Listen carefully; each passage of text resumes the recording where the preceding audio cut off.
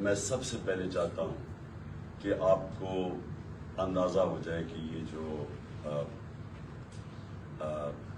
Attack کیا میرے اوپر، یہ جو مجھے مارنے کی یہ جو کوشش کی گئی، اس کی پہلے آپ کو پتا ہو، اس پہ میں مختلف چیزیں سن رہا ہوں کہ وہ فرینڈلی فائر ہے یا پتہ نہیں کیا ہے. تو میں چاہتا ہوں کہ ڈاکٹر فیصل آپ کو اسکرین پہ پہلے بتا دیں کہ یہ چوٹیں 4 گولیاں مجھے لگی ہیں، کدھر لگی، اس کے بعد پھر میں باقی آپ سے بات کروں گا. ڈاکٹر فیصل. السلام علیکم جی. میں اگلے چند لمحات میں آپ کو ایکس رے اور ان کے جو کچھ امیجز ہیں ان کے ذریعے، سی ٹی اسکین کے امیجز کے ذریعے بتانے کی کوشش کروں گا کہ جو خان صاحب کو چوٹیں آئی ہیں ان کی کیا نوعیت ہے اور وہ ایکس رے اور اسکین میں کس طرح سے نظر آ رہی ہیں. آپ کو سب سے پہلے تو آپ کی توجہ اس طرح دلاتا ہوں جس کی یہاں لکھا ہے رائٹ تھائی. یہ ایکس ریز ہیں 2 اور یہ دونوں جو ہیں یہ دائیں ٹانگ کے ہیں. ٹانگ کا جو اوپر والا حصہ ہوتا ہے یہ سائڈ سے ہے جس کو لیٹرل ویو بولتے ہیں، اور یہ سامنے سے ہے. آپ دیکھ سکتے ہیں کہ یہاں 2 1 اور 2 اور یہ وہی 2 آپ کو 1 اور 2 سامنے سے نظر آ رہے ہیں ٹکڑے یا گولیاں جو ہیں. یہ اگر ہم پھر ٹانگ کے نچلے حصے پہ چلیں تو آپ کو 2 علاوہ اس کے ٹکڑے اور گولیاں نظر آ رہی ہیں، ایک یہ اور ایک یہ دوسری والی. اور آپ نوٹ کریں گے کہ یہ جو دوسرا ہے اس نے ٹبیا کو، یہ جو ہڈی ہے ٹانگ کی نچلی جو اس کو ٹبیا بولتے ہیں، اس کے اوپر اس نے یہاں سے ڈیمیج کیا ہے. اور جب آپ سائیڈ ویو دیکھیں تو واضح طور پہ نظر آتا ہے کہ جہاں اس نے فریکچر کاز کیا ہے، یعنی ہڈی کا ٹکڑا اکھیڑا ہے اس سے. پھر یہ جو ہے یہ بائیں سائیڈ ہے، لیفٹ تھائی کی ایکس ریز ہیں. یہاں بھی آپ نوٹ کریں گے کہ یہ چھوٹے چھوٹے کچھ ٹکڑے ہیں جو ایک، بلکہ جو پیٹالا یہ جو چھوٹی ہڈی ہوتی ہے سامنے گھٹنے کے اس کے بھی ساتھ ہے. یہ نسبتاً چھوٹے تھے اور انہوں نے شکر ہے بائیں سائڈ کے اوپر کوئی فریکچر کاز نہیں کیا. اچھا، اس کے علاوہ جو ہم آپ کو دکھانا چاہتے ہیں وہ یہ کہ یہ پھر سے دائیں ٹانگ نظر آ رہی ہے اور یہ جو بلٹ ہے یا جو اس کا فریگمنٹ ہے اس کے ساتھ یہ فریکچر ہوا واضح طور کے اوپر نظر آ رہا ہے. یہ دائیں سائڈ. اچھا، اسی طرح میں جو بہت اہم بات ہے آپ کو دکھانا چاہتا ہوں وہ یہ کہ اس اسکین کے اندر یہ جو آپ کو یہ دائیں ٹانگ ہے اور یہ جو لکیر نظر آ رہی ہے یہ یوں چلتی ہوئی یہ والی، یہ دائیں سائڈ کی مین جو آرٹری ہوتی ہے، شریان ہے یہ وہ ہے. اور اس کے آپ دیکھ سکتے ہیں کہ ادھر اور اس کے بالکل قریب دوسری طرف جو بلٹ کے فریگمنٹس ہیں وہ نظر آ رہے ہیں. اس سے واضح ہوتا ہے کہ یہ جو ہماری مین آرٹری گزر رہی ہوتی ہے، شریان گزر رہی ہوتی ہے، اس کے کتنے قریب یہ ٹکڑے موجود ہیں.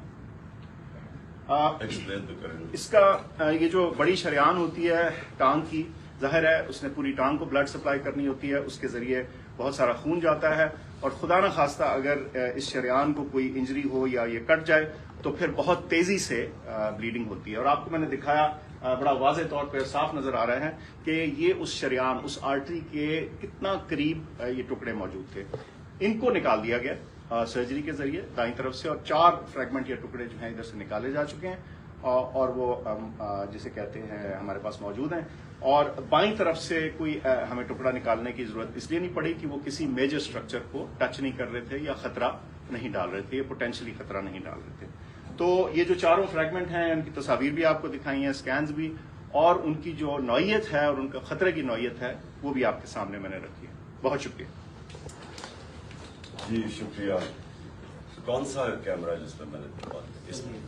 جی اچھا جی، اس کے اوپر تو میں بعد میں آتا ہوں کہ یہ جو اٹیک کیا گیا اس کی میں تفصیل آپ کو بعد میں بتاتا ہوں، کیونکہ مجھے ایک دن جانے سے پہلے پتہ چل گیا تھا کہ یا انہوں نے وزیر آباد اور یا گجرات میں پلان کیا ہوا تھا مجھے مارنے کا، اور تو وہ اس کی میں تفصیل آپ کو بعد میں بتاؤں گا.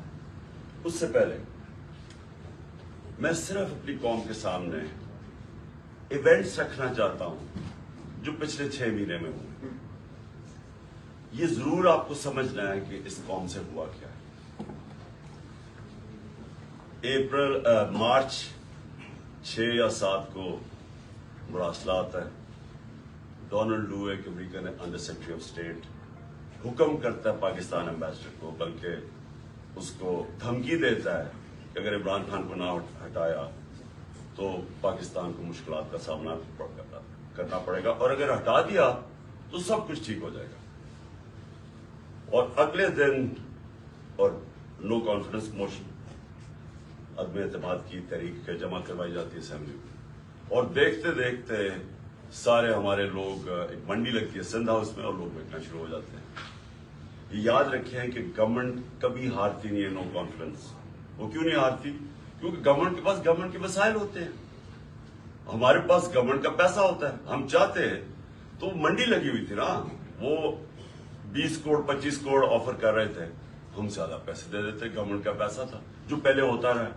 اور یہ جو پیسہ انہوں نے استعمال کیا یہ بھی چوری کا پیسہ تھا، یہ کوئی ڈکلیئرڈ پیسہ تو نہیں تھا، یہ بلیک کا پیسہ تھا، یا انہوں نے سندھ گورنمنٹ کا پیسہ خرچ کیا تو انہوں نے خرید لیے لوگ۔ ہم نے پرنسپل فیصلہ کیا کہ ہم اس آکشن کے اندر حصہ نہیں لیں گے، کیونکہ اگر ہم گورنمنٹ کا پیسہ استعمال کرتے ہیں تو ہم لوگوں کا پیسہ، عوام کا پیسہ چوری کرتے ہیں، جو عوام کی ان کا حق ہے، گورنمنٹ گر جاتی ہے۔ سارے سمجھتے ہیں کہ جناب اب تحریک انصاف کی قبر کھد گئی ہے، عمران خان ہمیشہ لے گیا اور مٹھائیاں بٹے گی، لیکن پاکستانی قوم وہ کرتی ہے جو اس نے کبھی پہلے کیا ہی نہیں۔ تو 10 تاریخ کو، اور میں آپ کو خود کہہ رہا ہوں 10 اپریل کو، میں خود ہی حیران کہ جو شام کو سینز دیکھے، جو لوگ سڑکوں کے اوپر آئے، جس طرح لوگ نکلے، میں بشرا بیگم کے ساتھ بیٹھا تھا تو ہم خود حیران رہ گئے کہ یہ ہوا کیا ہے۔ ہوا یہ کہ یہاں 90 کی دہائی میں 2 حکومتیں کرپشن میں نکالی گئی۔ جب وہ کرپشن میں جاتی تھی اور اسٹیبلشمنٹ نکالتی تھی، لوگ مٹھائی بانٹتے تھے۔ پھر جنرل مشرف آ گیا، 2 دفعہ کرپشن میں ان گورنمنٹس کو نہ کہ وہ خود اس نے مارشل لا لگا دیا، لوگوں نے مٹھائیاں بانٹی، لوگ ان کی کرپشن سے تنگ تھے، ان 2 جماعتوں کی۔ اس کے بعد جنرل مشرف نے ان کو NRO دے دیا، وہ واپس آ گئے۔ فیصلہ جنرل مشرف نے کیا NRO دینے کا، جب اس کے پاس رائٹ ہی نہیں تھا کہ عوام کا پیسہ چوری، کرپشن کا مطلب ہوتا ہے عوام کا پیسہ چوری ہوگا، تو عوام کا پیسہ چوری ہوگا، جنرل مشرف معاف کر دیتا ہے ان کو، وہ آ جاتے ہیں، اور 10 سال 4 گنا پاکستان کا قرضہ بڑھتا ہے۔ کرپشن کیسز انہی دوروں میں ان کے بنتے ہیں۔ یہ جو اب NRO لے رہے ہیں 2، یہ 95% کرپشن کیسز اس 10 سال کے بنے ہوئے تھے۔ 4 گنا پاکستان کا قرضہ بڑھ جاتا ہے۔ مجھے لوگ ووٹ دیتے ہیں اس لیے کہ لوگ ان سے تنگ تھے، اور اس کے بعد وہی اسٹیبلشمنٹ فیصلہ کرتی ہے کہ اب چینج کی وقت آ گیا اور وہ ان کو واپس لے آتی ہے، اور یہی کانسپریسی ہوتی ہے باہر، ایک بیرونی کانسپریسی اندر، اور یہ فیصلہ ہو جاتا ہے۔ کہتے جی ہم نیوٹرل ہو گئے ہیں۔ نیوٹرل کا کوئی بھی مطلب لے لیں، مطلب تو یہ ہے کہ انہوں نے پتا تھا کہ سازش ہو رہی ہے، راستہ نہیں روکا، یہ آ جاتے ہیں۔ اب ہوتا کیا ہے، اسٹیبلشمنٹ کو اس ملک میں عادت پڑ گئی تھی کہ جدھر وہ لوگوں کو دھکیلیں گے لوگ ادھر چلے جائیں گے، جب وہ چینجز لے کے آتے ہیں مٹھائیاں بڑھتی ہیں۔ اسٹیبلشمنٹ کو یہ عادت تھی، ان کو ایک دھچکا پڑا کہ اس باری پاکستانی قوم نے فیصلہ کیا کہ نہیں، یہ جو 30 سال سے ملک کو چوری کر رہے ہیں ہم ان کے ساتھ نہیں جانا چاہتے، اور اس لیے وہ پبلک سڑکوں پہ آ گئے۔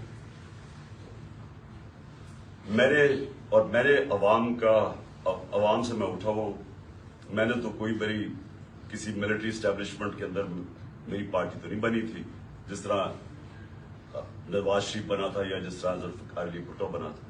میں تو 22 سال سٹرگل کر کے عوام سے اوپر آیا تھا، تو میں نے تو عوام میں واپس جانا تھا، اور عوام نے جس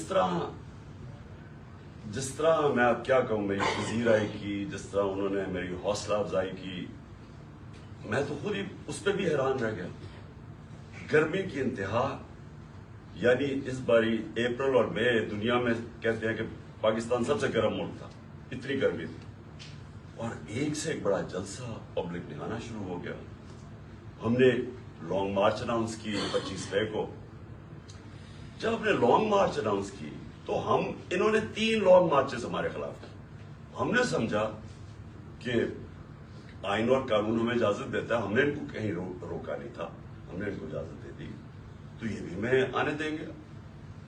انہوں نے جو تشدد کیا، جو لوگوں کے گھروں میں 2 دن پہلے راتوں کے 3 بجے جا کے انہوں نے جس طرح کا تشدد کیا، نہ چادر نہ چار دیواری، لوگوں کو اٹھا کے لوگوں کو جیلوں میں ڈالا، کس وجہ سے؟ اس کے بعد انہوں نے جب وہ پروگرام میں احتجاج ہوا وہاں اسلام آباد میں، ان کے اوپر شیلنگ، فیملیز لکھی ہوئی ہے، ان کے اوپر انہوں نے شیلنگ کی. اور ہم حیران کہ کیا ان کے لیے جائز ہے لانگ مارچ اور ہمارے لیے نہیں ہے؟ اوپر سے پہلے آپ بیرونی سازش کے تحت آئے، پھر سارے چوروں کو اوپر بٹھا دیں، ہم احتجاج کریں تو ہمیں بھیڑ بکریوں کی طرح ڈنڈے مارے. اس کے بعد انہوں نے سمجھا کہ پارٹی بالکل ہی ختم ہو جائے گی، ممی ڈیڈی پارٹی ہے، یہاں تو عورتیں بچے آتے ہیں، تو انہوں نے سمجھا کہ ختم ہو جائے گی. اور یہ سمجھے نہیں پاکستانی قوم، کیونکہ بند کمروں میں جب فیصلے ہوتے ہیں آپ کو نہیں پتا کہ گراؤنڈ کے اوپر کیا ہو رہا ہوتا ہے. جو انفارمیشن یہ لیتے ہیں، اگر ان کی انفارمیشن یہ کریکٹ ہوتی تو اس ملک میں اتنے زیادہ حادثے نہ ہوئے ہوتے. انفارمیشن کدھر سے آتی ہے؟ گراؤنڈ کا سچویشن نہیں پتا. جب دیکھ رہے ہیں کہ پبلک نکلی ہوئی ہے اور انہوں نے ریجیکٹ کر دیا ان کو، قوم نظر آ رہا ہے کہ امپورٹنٹ گورنمنٹ کو ریجیکٹ کر رہی ہے، بجائے وہ سائنس دیکھنے کے، جس طرح بھیڑ بکریوں کو مار کے سیدھے نہیں کرتے، وہ شروع ہو گیا کرنا. بائی الیکشن آیا 17 جولائی کو. 17 جولائی کے بائی الیکشن میں ساری گورنمنٹ کی مشینری استعمال ہوئی. الیکشن کمیشن نے ہر قسم کی دھاندلی کی ان کے لیے. ای وی ایم مشین اس نے اس لیے نہیں آنے دی کیونکہ ان دونوں پارٹیز نے جعلی ووٹس رجسٹر کروائی ہوئی ہیں ہر حلقے میں. نہیں تو کامن سینس ہے کہ ساری ٹیکنالوجی کا استعمال کریں. جو 2015 کے اندر جو جوڈیشل کمیشن بیٹھی تھی دھاندلی پہ، اس میں ایک چیز واضح ہوگی کہ اگر آپ ای وی ایم مشینز لے آئیں تو 90% دھاندلی ختم ہو جاتی ہے. انہوں نے جان کے نہیں آنے دی. اس الیکشن کمیشن نے روکا. ان دونوں پارٹیز انہوں نے مخالفت کی، پر ہینڈلرز نے مخالفت کی کیونکہ مینیپولیٹ نہیں ہو سکتے الیکشن. اس کے بعد بٹن دباؤ تو رزلٹ آ جاتا. ہم حیران، ہم چاہ رہے فری اینڈ فیئر الیکشن. پہلی دفعہ گورنمنٹ نے کوشش کی اور انہوں نے اپوز کیا. اس کے باوجود پی ٹی آئی سویپ کر جاتی ہے، تحریک انصاف جیت جاتی ہے، سارے دنگ رہ جاتے ہیں. پھر بھی سائنس نہیں پڑھے کہ قوم کدھر کھڑی ہے. اس کے بعد مزید اور پریشر، دھمکیاں. اور اس کے بعد کیا ہوتا ہے کہ ایک چینج ہوتا ہے، ایک ہینڈلر آ جاتا ہے Islamabad, Faisal, general Faisal, major general Faisal. وہ کہہ کے آتا ہے کہ میں اب تمہیں بتاؤں گا کہ میں کیسے ان کو سیدھا کرتا ہوں. اور سختیاں شروع ہو جاتی ہیں. جو تحریک انصاف کے لیے میڈیا کور کر رہے ہیں ان کے لیے سختیاں، جو جرنلسٹ تحریک انصاف کو فیور کر رہے ہیں ان کے اوپر سختیاں. ہمارے ممبرز کو اپروچ کیا جا رہا ہوتا ہے کہ آپ ہمارے ایم پیز کو، یہ ذرا سنیں، ایم پیز کو ڈرایا دھمکایا جا رہا ہے کہ اس کو چھوڑو عمران خان. کیا ڈرایا دھمکایا جا رہا ہے کہ ہمارے پاس بڑی کرپشن کیسز ہیں. اگر وہ نہیں مل رہے تو ہمارے پاس ویڈیوز ہیں، آپ کی گندی ویڈیوز ہیں، وہ ہم بلیک میل کرنے کے لیے. یہ تماشا ہو رہا پاکستان میں کہ ہماری اپنی ایجنسیز اپنی ڈیموکریٹک پروسیس کو چلنے نہیں دے رہی اور یہ استعمال کر رہے ہیں. بجائے ریئلائز کریں کہ آپ نے غلطی کر دی ہے. لوگ چور نہیں ایکسپٹ کر رہے ہیں، اس کے باوجود ایک غلطی کو دہراتے جا رہے ہیں اور فورس کرتے جا رہے ہیں. لوگوں دھمکیاں آنی شروع ہو گئی. مجھے تب پتا چلا کہ میرے اوپر ایک انہوں نے پلان بنایا، کیونکہ آپ اچھا پھر الیکشن کمیشن کو استعمال کیا جا رہا ہے کسی طرح عمران خان کو ڈسکوالیفائی کرو. فورن فنڈنگ کیس پتا چلا وہ فورن فنڈنگ ہی نہیں ہے، اس کو ہمیں لٹکایا کہ فورن فنڈنگ میں پارٹی جائے گی. پتا چلا وہ پروہیبٹیو فنڈنگ ہے، اس کے اندر پارٹی ڈسکوالیفائی نہیں ہو سکتی. ادھر سے چینج کر کے توشہ خانہ آ گئے. توشہ خانہ کا سارا ریکارڈ توشہ خانہ کے اندر پڑا ہے. جو چیز بھی ہے وہ اس کے اندر پڑی ہے. اس میں کوئی گنجائش ہی نہیں ہے چوری کی. اگر آپ ہے تو وہ ایک دم پکڑے جاتی ہے. توشہ خانہ کیس چلا گیا، اس پہ جی آپ توشہ خانہ میں ڈسکوالیفائی کر دیتا ہے. وہ وکیل جا کے اس سے پوچھ رہا ہے کہ کس بیسس پہ एक इलेक्शन कमीशन डिस्क्वालीफाई कर दिया। क्यों जी? वो वहां नवाज शरीफ का हुक्म आया हुआ है कि इमरान खान मुझे हमें इकट्ठा लेवल प्लेइंग फील्ड दो।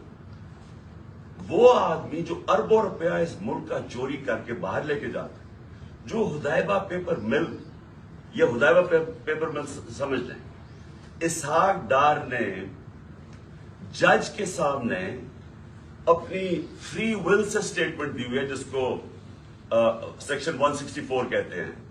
164 बयान जो है वो जेल में नहीं दिया जाता, वो आप जज के सामने जाके कन्फेस करते हैं कि ये मैंने किया। तो ये 25 अप्रैल 2000 में इसहाक डार वहां बयान देता है कि मैं शरीफ खानदान के लिए पैसे चोरी, इनके चोरी का पैसा मनी लॉन्डर करता हूं इंग्लैंड। वहां काजी फैमिली के बेनामी अकाउंट्स खोले जाते हैं, शरीफ फैमिली का वहां से, और फिर रेमिटेंसेस दिखा के पाकिस्तान आता है और शरीफ फैमिली के अंदर चला जाता है। यानी सीधी सीधी चोरी। हुदैबा पेपर मिल पे एनआरओ मिल जाता है, डिस्पाइट कि वो इसहाक डार कह रहा है कि मैं कन्फेस कर रहा है कि मैं मनी लॉन्डर हूं शरीफ खानदान का, और इनको बता रहा है कि करप्ट है, एनआरओ मिल जाता है। वो नवाज शरीफ जो फिर एवंसफील्ड अपार्टमेंट उसकी पैनमा पेपर्स के अंदर पकड़ी जाती है, तस्लीम कर देता है हमारी। अब पैसा किधर से आया वो बता नहीं सकते, कभी कतरी खत आ जाता है, फिर एक कोई फेक डीड आ जाती है, ट्रस्ट डीड, वो क्लेबरी फॉन्ट वाली, झूठ पे झूठ बोले जा रहे हैं। आज तक एक डॉक्यूमेंट नहीं बताई कि लंदन के सबसे महंगे इलाके में 4 अपार्टमेंट्स आपकी जो आप तस्लीम कर रहे हैं हमारी, और कह रहे हैं कि जनाब इमरान खान को और मुझे एक ही तरह लेवल प्लेइंग फील्ड दो। इमरान खान ने अपने लंदन का फ्लैट 34-35 साल पहले लिया, क्रिकेट खेलता था इंटरनेशनल। अदालत ने जब मांगा सारा रिकॉर्ड दिया। रिकॉर्ड का मतलब कि एक 40-40 साल के कॉन्ट्रैक्ट्स दिखाए गए, किधर से पैसा आया, कैसे फ्लैट खरीदा, बेचा कितने का, मनी ट्रेल पाकिस्तान बैंकों के थ्रू पैसा आया। और मुझे उससे कंपेयर कर रहा है जो अरबों रुपए की प्रॉपर्टीज बाहर रखी हुई है, बेटों की प्रॉपर्टी बाहर है, वो बेटा लेता, वो जो हसन शरीफ बता ही नहीं सकता कि 9-10 अरब के घर किधर से आया, और वो कह रहा है कि लेवल प्लेइंग फील्ड। तो लेवल प्लेइंग फील्ड क्या है कि इलेक्शन कमीशन अब मुझे डिस्क्वालीफाई करे, और वो डिस्क्वालीफाई करे तोशाखाना केस। अब 8 दफा इलेक्शन कमीशन ने हमारे पीटीआई के खिलाफ फैसला दिया, 8 दफा हम अदालत में गए हैं, और 8 दफा अदालत ने ओवरटर्न किया इलेक्शन कमीशन का फैसला। अब हम फिर अदालत में जाएंगे, और मैं आपको यकीन दिलाता हूं कि इसको इतनी शर्मिंदगी होगी, और इसमें शर्म नहीं है इस इलेक्शन कमीशन में, क्योंकि ये नून लीग के घर, नवाज शरीफ के घर का नौकर है, और भी हैंडल होता है पीछे से। ये बिल्कुल ये इसके ऊपर मैं फिर केस करूंगा, हर्जाना करूंगा इसके ऊपर कि उसके मेरे पर गलत इल्जाम लगाया। और फिर एफआईए केसेस कर रही है। एक पॉलिटिकल पार्टी जिसने लीगल फंड रेजिंग की है पाकिस्तान में, वो तहरीक इंसाफ है। 40,000 का हमारा डेटाबेस है, किसी पार्टी के पास है ही नहीं, इनके पास कोई डेटाबेस ही नहीं है। अच्छा, वो इनसे पूछ ही नहीं रहा कि किधर से आपने पैसे इकट्ठे किए। जिस पार्टी ने पैसे इकट्ठे किए उनसे पूछ रहा है। अच्छा, वो जवाब भी दे रहे हैं।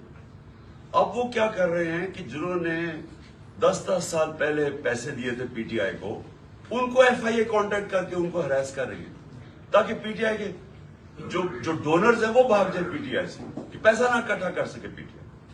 वो पार्टी जो पब्लिक से पैसा जो सारी दुनिया में होता है, उस पार्टी को बंद करने की कोशिश कर रहे हैं। वो जो 2 पार्टीज बता ही नहीं सकती कि पैसा किधर से इकट्ठा करते हैं, और इसका वर्ड है क्रोनी कैपिटलिज्म। ये पहले बिजनेसमैन के साथ बिजनेस करते हैं, और फिर उनसे फिर उनको पैसे, उनको मौका देते हैं पैसे बनाने का, फिर उनके साथ या प्रॉफिट शेयरिंग करते हैं, और फिर उन्हीं से डोनेशन ले लेते हैं। इनके पास तो डोनर बेस कोई नहीं है। हम क्यों फैसले कर सकते हैं पब्लिक के लिए? हम क्यों बड़े बड़े माफियाज के खिलाफ खड़े हुए, जिस तरह शुगर माफिया? क्योंकि हमारे पास पब्लिक का डोनर बेस है, हम पब्लिक से पैसे इकट्ठे करते हैं, इसलिए हम पब्लिक के इंटरेस्ट के लिए खड़े हो सकते हैं। ये है छोटी सी एलीट इंटरेस्ट प्रोटेक्ट करने के लिए माफियाज के साथ है। تو FIA ہمارا نقصان پہنچا رہی ہے ہمیں کہ ہمارے کیسز تاکہ ہمارے ڈونرز بھاگ جائیں. اس کے علاوہ انہوں نے صحافیوں سے کیا کیا؟ جب سے یہ آئے ہیں جنرل فیصل میجر جنرل، جو صحافیوں سے کیا یہ پاکستان. مشرف کے مارشل لاء مجھے یاد ہے، مجھے اس نے جیل میں ڈالا، لیکن مشرف کا مارشل لاء لبرل تھا. اس کے مقابلے میں جو آج کل ہو رہا ہے، جو صحافیوں سے ہو رہا ہے، جو عمران ریاض اس کو پکڑ کے جیل میں ریاض امیر اس کو مار پڑوائی، ذلیل کروایا، سمیع ابراہیم سینئر ریسپیکٹڈ لوگ، اس کو غلام حسین چودھری تقریباً 80 سال کا، اس کو پکڑ کے جیل میں ڈال دیا. اور جو ارشد شریف سے کیا، یعنی یہ قوم کبھی معاف ہی نہیں کرے گی ان لوگوں کو جنہوں نے ارشد شریف میری نظر میں پاکستان کا نمبر 1 انویسٹیگیٹو جرنلسٹ تھا اور نمبر 1 کریڈیبلٹی تھی. سب کو پتا تھا کہ یہ بکتا نہیں، سب کو پتا تھا اس کا خوف کسی سے نہیں. اس سے جو کیا ہے ملک سے باہر مجھے پتا ہے اس کے پیچھے کون پڑا ہوا تھا. ارشد شریف کے گھر والوں کو پتا ہے کہ کون پڑا ہوا تھا اس کے پیچھے، صحافیوں کو پتا ہے کہ کون اس کے پیچھے پڑا ہوا تھا کہ کیوں اس کو ملک چھوڑ کے جانا پڑا، اور پھر کیوں دبئی سے آگے جانا پڑا اس کو. سب کو پتا ہے کہ کون پیچھے پڑا ہوا تھا اس کے. اور جو اس کی شہادت ہوئی، یہ اس ملک کی تاریخ کا میں سمجھتا ہوں افسوسناک موڑ ہے کہ جتنی صحافت اوپر چلی جاتی ہے معاشرے کو لفٹ کر دیتی ہے، معاشرے کے ویلیوز لفٹ کر دیتی ہے، معاشرے کو امر بالمعروف پہ لگا دیتی ہے. یہ صحافیوں کا کام ہوتا ہے موریلٹی معاشرے کی ریز کرے. اور جدھر کون آج کل فیورٹس بنے ہوئے، لفافے، جو ضمیر بیچنے والے صحافی جن کی کریڈیبلٹی کوئی نہیں ہے.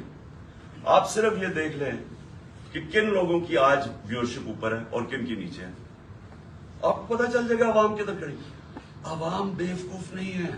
یہ جو عوام آپ کو بار بار میسیجز بتا رہی ہے کہ وہ ایک ابراہیم لنکن کی سینگ ہے کہ you can't fool all the people all the time. تھوڑا وقت سب کو پاگل بنا سکتے، سارا وقت کبھی کوئی انسان نہیں، معاشرہ پاگل نہیں بن سکتا. تو لوگوں کو پتہ ہے کیا ہو رہا ہے اور لوگ بتا رہے ہیں. پھر الیکشن ہوا، بائی الیکشن ہوا ہمارا 9 سیٹوں میں میں کھڑا ہوا صرف ایک پوائنٹ بتانے کے لیے کہ عوام کدھر کھڑی. 9 سیٹوں میں سے 8 جیتا. یہ ورلڈ ریکارڈ ہے، دنیا میں کبھی ایک پارلیمنٹرین 12 سیٹیں نہیں ایک اسمبلی میں جیتا. پھر عوام بتا رہی ہے وہ کدھر کھڑے، لیکن نہیں، عوام کی نہیں سننی. کسی طرح عمران خان کو ڈسکوالیفائی کرو، کسی طرح اس کے اوپر کیسز بناؤ، کسی طرح اس کو گندا کرو، اس کے اوپر مڈ سلنگنگ کرواؤ، اس کو ثابت کرو کہ جناب یہ بھی باقیوں کی طرح ہے، اور یہ ثابت کرو کہ جناب یہاں پالیٹیشنز یہ تو سارے ایک ہی طرح کے ہیں اور جو بھی فیصلہ ہوگا وہ پیچھے بیٹھ کے ہینڈلز کریں گے. لیکن جب انہوں نے دیکھا جلسے ریکارڈ، میں پتہ نہیں 60-70 کتنے جلسے کر بیٹھا ہوں، میں نے کبھی پاکستانی قوم کو ایسے نہیں نکلتے دیکھا. الیکشن ریزلٹس آپ کے سامنے. انہوں نے فیصلہ کیا، اور فیصلہ پہلے کیا مجھے مروانے کا. 4 لوگوں نے بند کمرے میں فیصلہ کیا مجھے مروانے کا. میں ٹی وی پہ جا کے لوگوں کو بتایا کہ انہوں نے فیصلہ کیا. میں نے ویڈیو بنائی، 4 لوگوں کے نام میں نے دیے، میں نے ویڈیو باہر رکھی ہوئی کہ اگر مجھے کچھ ہوا یہ ویڈیو ریلیز کریں گے، تاکہ یہ 4 لوگ یہ نہ ہو کہ یہاں ہمیشہ کوئی مر جاتا ہے تو اس کا کوئی پوچھتا نہیں ہے بعد میں. تو میں کہا تاکہ قوم دنیا کو پتا ہو، میرے ملک کو پتا ہو کہ کس نے یہ کیا. اس کے بعد یہ فیصلہ، یہ بند کمروں میں کس کو اب کسی طرح عمران خان کو مارو.